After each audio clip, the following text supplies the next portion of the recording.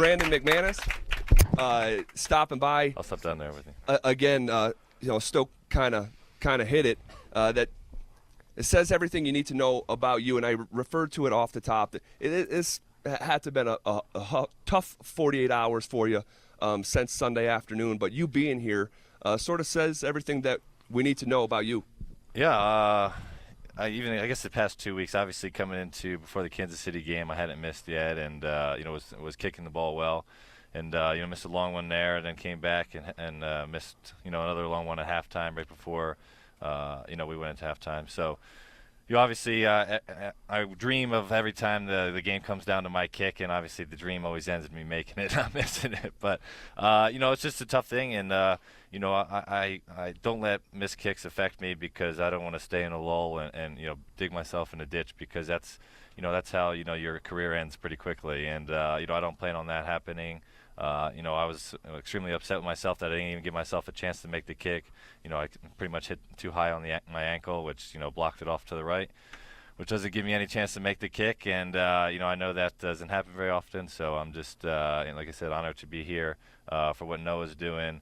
It's bigger than one missed kick to me. Obviously, sure. I would love to make the kick, and give us a win. But what he's doing is special, and any way I could help, I wanted to do it. Well, it's awesome to have you here. And after the game, obviously emotions are high, but you hear your teammates just have your back. Von Miller, Case Keenum, Vance Joseph. I mean, they all got your back. They all seen you make big time kicks. I mean, I remember the Super Bowl year. They wouldn't have got there if it wasn't for you and making those big time kicks throughout the year and in the playoffs and in the Super Bowl. Just talk about what that meant to you to hear your teammates have your back. Well, they better. No, obviously it's great. You like I said, when I kind of came in here my first year, I was still trying to earn my place, and I struggled my first year here, and just to kind of see the difference in the kind of the amount of trust and kind of what I've earned, your respect from these guys over these years, means a lot to me. And obviously, sometimes we're out there alone. Our job is black and white. Either you make it or you miss it. And there's no really if ways around it. About bad performance. So to have support like that, obviously it's great. And it just makes me, like I said, I was upset after the game because these guys work so hard, and just a one terrible kick that I didn't give myself a chance to make it, obviously hurt. So that's why, I appreciate everything that those guys do for me, during the week, practice-wise, and get me prepared. They yell and, do great situations for me for any pressure kicks. And Stoke is highlighting the, Broncos and staff in support of you. I'll make you aware, and I don't know how aware you are, but we do a 3-hour radio show every day. We get a lot of feedback. You're not only getting support from the players and the staff, you're getting support from Broncos country. You have a lot of built-up equity here that I think the community recognizes, and that's got to make you feel pretty good too. Yeah, obviously, this is we play this sport to entertain fans, and that's what I love doing. I love playing this sport. It's such a fun sport to me as well. I'm just love the game, not even just the kicking part. I love everything about it, and to see the Broncos fans turn on every single week, the 400 straight sellout, the longest in one city.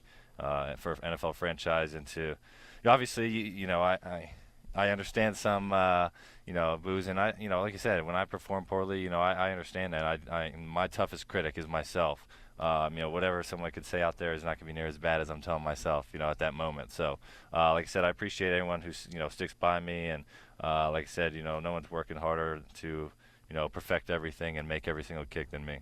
But talk about, we talked a lot about it yesterday, and I didn't like the fact that they settled for such a long field goal. And I know that, you would probably you owned it, right? And you said, I got to make the kick. But how much better would it have been if another 10 yards? And where is your, this is my money spot, this is the yard line I want to be on? And what do you have a hash that you prefer, one side or another, or in the middle? Yeah, so obviously, like I said, I always know this 51 yards is super easy to me. That's sure. Well within my range, and and especially with the game on the line, I'm very comfortable making those kicks. But obviously, it's similar to any other sport. I guess if you're about to putt for the Masters, if you have a 5-footer compared to a 3-footer, you might feel a little more comfortable with the 3-footer than the 5-footer. I just remember Sergio Garcia, that kind of downhill putt he had. He missed it twice, but So obviously, the percentages of you of making a kick, just it's kind of analytics about it are going to be higher the closer you are. Just the nature of the fact, and depending on how the game's going and what the wind is doing or what direction of the field, we'll set up. We'll determine what side we want to put the ball on the hash and stuff like that, and so we just hope to try and possibly get it to exactly what we wanted to. Now, a question that I had yesterday, and I even speculated about it, is that you were asked to kick a 62-yarder at the end of the half before the 51-yarder at the end of the game ever came up. And I think back to making free throws. If you missed the first one, is there even more pressure on you? Use the putting example, and I want to know if that was a factor, that you have a missed kick at the end of the first half from 62, a tall task, before you were asked to kick the 51-yarder. Is there any connectivity between the two? No, I'd say it's like Steph Curry pulling up from half court, even though he makes a decent amount of them. He's not worried about the half court shot for his three-pointer. The 62-yarder, I think, I know he's taking some flack for it. I think it was the right call. We could have possibly managed the time a little bit better. Just maybe I know we had a timeout. If we weren't sure what we wanted to do. Possibly. Would that affect you? Sorry to cut you off. Would that affected you if calling a timeout and your coach is icing you, or would you rather have taken your time and gotten that timeout to be able to take a step back instead of rushing? As long as I'm not kind of starting my routine, I know there's time for us to run out on the field and stuff like that. As long as I'm not kind of ready to about to kick the ball. But if we do call a timeout there, I'm not too opposed because, like I said, I get a practice kick. I'm going to kick the ball even if the whistle goes. And so, obviously, we prepare for those situations where we do kind of have to run on the field a little quicker and stuff like that. And, we had one at the end of the half against somebody. We kicked the field goal at the end of the half. We had to run out there real quick and make one. So, prepared for that. I'm pretty much prepared for everything. That's what Tom McManus done a great job with helping me. We do so many situations in field goal situations. For you specifically right now, wouldn't you like to get right back out there on Sunday? Or is it bye? Yeah. How are you viewing this period of the season with the bye week? Obviously, it'd be better to play this Sunday again, but it really doesn't affect me. The good thing is I'll have tons of practice time as well, and I rarely miss in practice, so I know I'm going to get going into the next game, and with a lot of confidence in myself, just like I always do every single game. Talk about the DT trade. Obviously, you were teammates with him for a long time, and and I was teammates with him. So I've spoken on just the type of guy he was, in the community and in the locker rooms. Just speak on your time with Demaryius Thomas. Well, obviously very similar to I'm sure your experience was with an extremely, extremely nice guy. Quiet. Doesn't like all the flashy, the fame. That's just not him at all. I really became good friends with him. Our dads, hung out, and obviously with Vaughn's dad too. All three of them, hung out with DT a lot out off the field. We've gone to Atlanta. We've been to LA together. Been to Dallas together. So.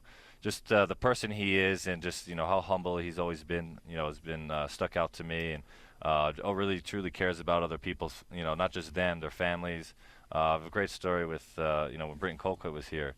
He took care of his kids so much, and the gifts that he would give to his kids, and he's just truly an incredible person.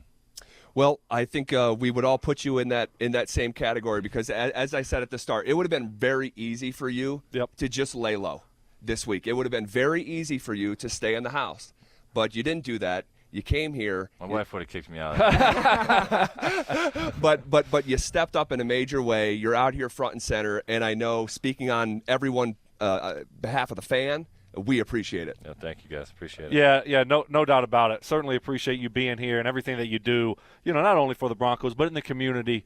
It's good to have good guys, on the football team. And once again, you showed it again today by, just your time. You didn't have to write a check, but you went above and beyond and also wrote a check. And I know Noah's thrilled. You should have seen the smile on his face. He was shocked. So great job, and it's good to have you as part of Broncos country, and we're all pulling for you, buddy. Thank you for setting this all up. You got it. You got it.